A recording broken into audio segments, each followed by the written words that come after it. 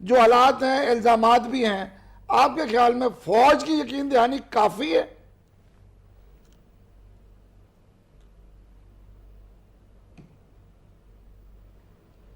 دیکھیں، as a Pakistani and as a Patriot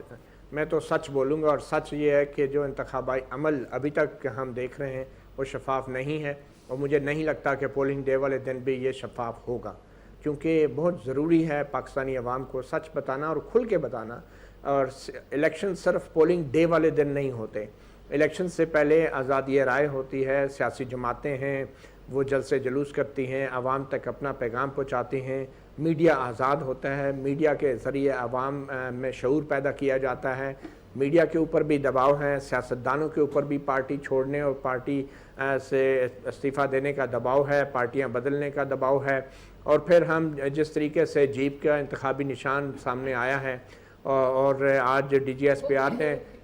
P R نے اس پہ اختلاف بھی کیا اور کہا کہ جیپ تو ہے مگر اس کا رنگ جو ہے وہ والا نہیں ہے جو ہماری جیپ کا ہوتا ہے. تو یقیناً رنگ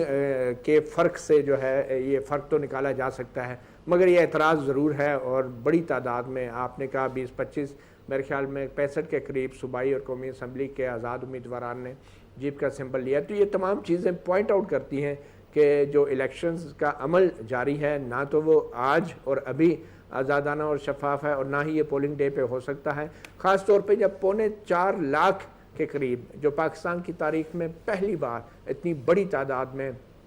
فوج کی معاونت سے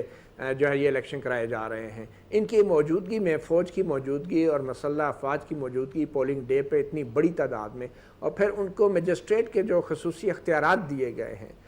وہ خصوصی اختیارات بالکل ایک سمری فوجی عدالت ہوگی جو کہ کھڑے کھڑے فیصلہ سنانے کا بھی اختیار رکھے گی. گو کہ فوج کے ترجمان نے کہا کہ ہر قسم کی شکایت جو ہے وہ تھینک یو متی، اس کا مطلب ہے آپ نہیں کی آپشن کے ساتھ ہیں، کارروائی کریں گے، مگر ساتھ ہی یہ اختیارات جو ہیں ان کو اس بات کی اجازت دیں گے کہ وہ سزائیں بھی سنا سکیں. تو مختصراً میں یہ کہوں گا کہ فوج